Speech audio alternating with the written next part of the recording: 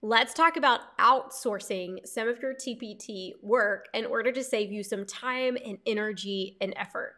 So let's start off with what is outsourcing. Outsourcing is really just having someone else perform a task for you or perform a job or perform a role for you inside of your business.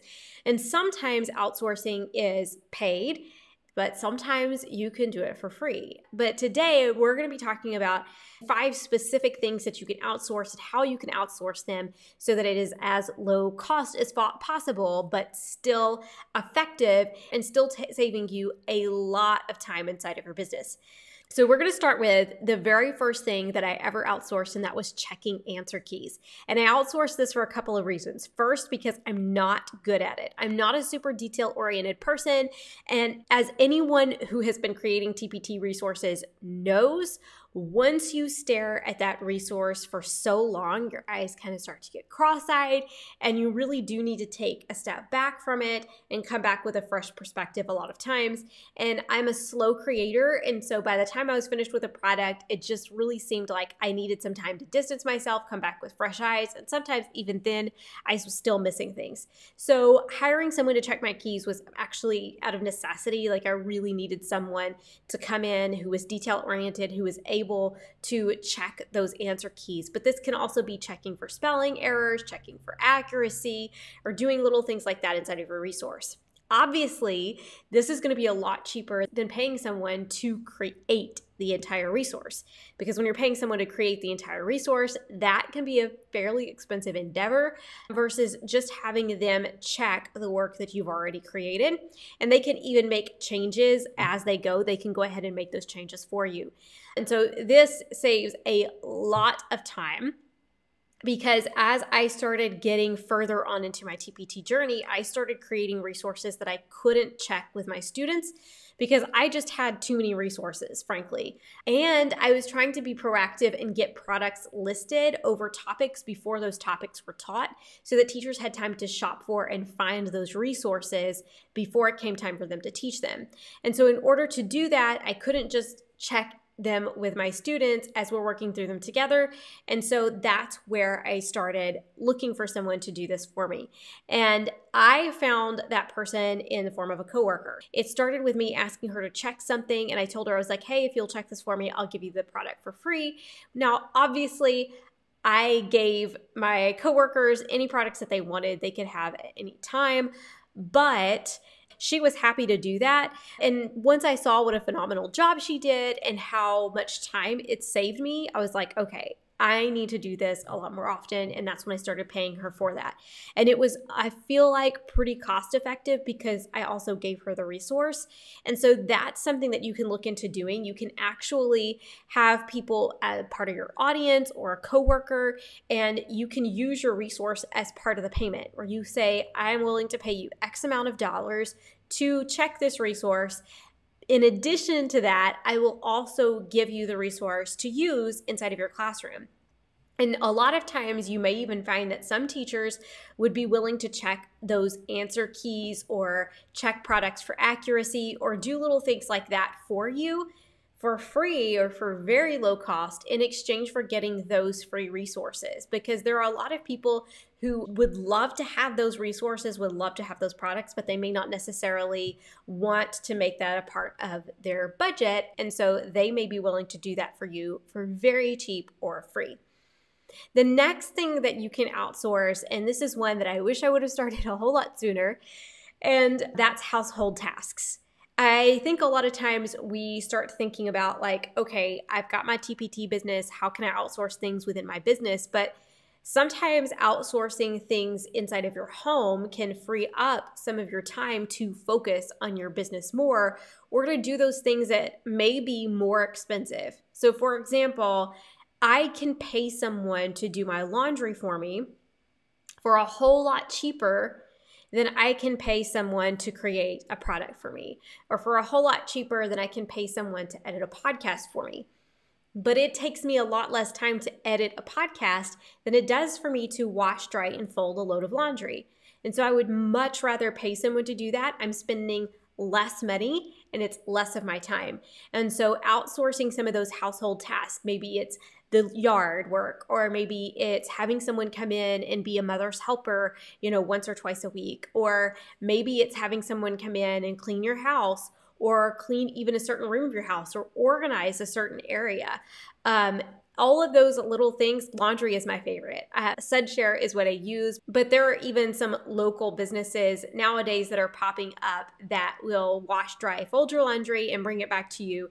We even have one that's local that will actually separate the laundry out in different bags according to which room it goes in, so that you literally just take the bag to the room and drop it off in the drawers. It's absolutely incredible.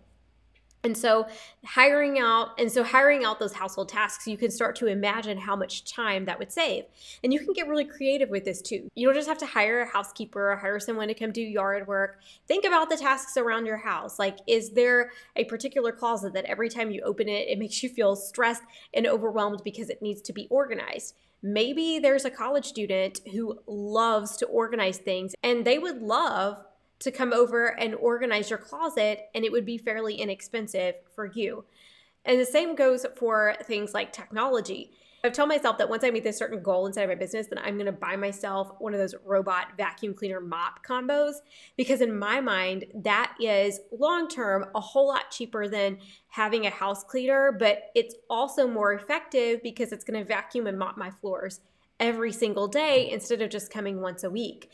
And so those are little areas where you can get really creative, and you can think about how to use your money wisely to save yourself time and reinvest that time back into your business. The next thing that we're going to talk about is one that might be a little controversial, but I'm going to go ahead and mention it because it is something that I personally have done and do. And that is hire overseas.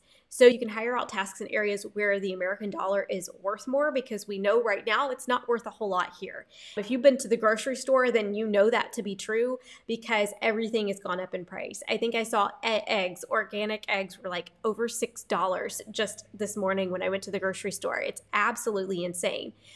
And so you can hire out jobs overseas, and there are still people who would love to have the amount of money that you have to spend. I used onlinejobs.ph, I believe was the name of it. It's a Philippine-based company where virtual assistants, all kinds of professionals will post the job that they have. They set their salary, they set their own schedule, and they are contracted workers, and you pay them accordingly. Now, that is something where you have to use your own discretion. I know that there are a lot of people who would feel really uncomfortable sending their money overseas. They would rather spend it at home, and I totally get that.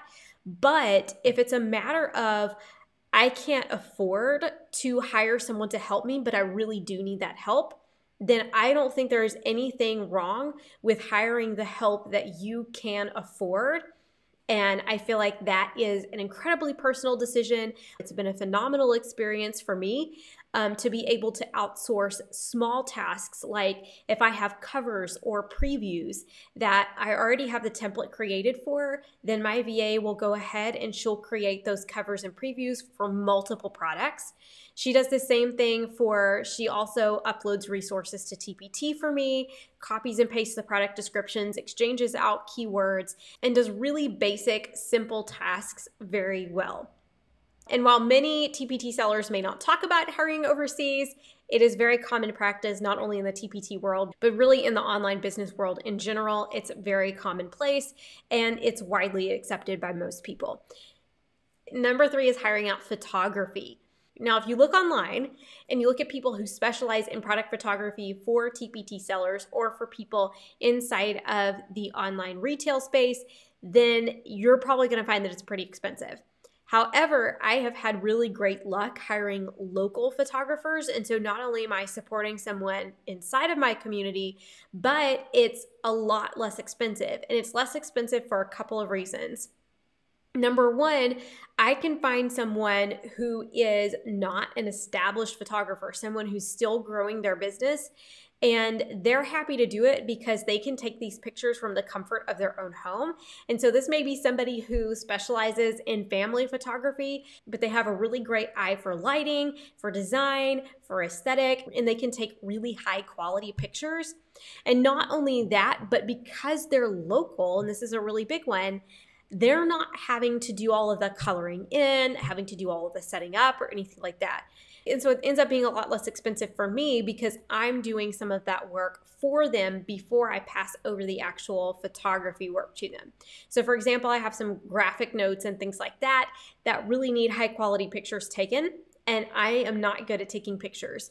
However, I also want to have video previews or ways to advertise those, like say pins on Pinterest or reels on Instagram and things like that I've done in the past. So I would just take a time-lapse video of me coloring in, filling in those notes, and that video would serve as a way for me to advertise, but I also now had the notes that were all colored in, and so I could send those off to the product photographer, and she's able to take pictures for me and quickly stage them. It's also as simple as just running up to Hobby Lobby if I have a themed resource like fall or winter or something like that, and grabbing some props that are in keeping with my theme and handing those off to her. And so she's not having to try to source all of those items, and so it makes it so much less expensive for me. And then finally, a place you can look to find some really good help and perhaps even help with creating the quality resources themselves would be to hire former students. Now, if you're creating preschool or kindergarten resources, that might not be as possible. But if you're in middle school and maybe you know a high school student who would love to do that, or you teach high school and you know a college student who would love to do that, they know you know they are proficient with the topic. And so sometimes you can give them a template to work with and to start with, and you can hire them to fill in certain tasks. So for example, like maybe close reading passages or things like that, you may have a former student that you know loves to write and has a really creative brain and a really creative writing personality, and he or she could create or write those close reading passages for you and at least give you a starting point where you can then go in and you can be the editor and you can proof it and change it and tweak it to meet your own needs. And so that you're not having to start from scratch all of the time. You could hire out those tasks, or if you're math or science or something like that, you can hire out whole problems and have students create problems, create word problems and things like that. I've not personally ever hired a former student, but I have hired several curriculum writers before, and I have found a lot of success with this, that even people who have never written curriculum or who have never written problems before for resources, they're able to catch on really quickly when they know the content and if you give them examples. And so this is a really great way to do that at a low cost. I personally wouldn't hire a current student, but one who is graduated, moved on, that I think would be an amazing option. So there you have it. 5 low-cost ways to hire out tasks inside of your business. So if you've hired out inside of your business, I would love to hear what tasks you hired out, whether or not you feel like it was worth it. And if you've never hired out, I would love to hear what you want to hire out first. What task are you looking to outsource first? If you enjoyed this video, please give it a thumbs up and subscribe. I put out weekly content for TpT sellers, helping you grow your business. And if you want to learn more and grow more with me, you can find me at therebrandedteacher.com, where we have so many fantastic resources for teacher entrepreneurs who are looking to move their business to the next level. All right, I'll see you in the next video.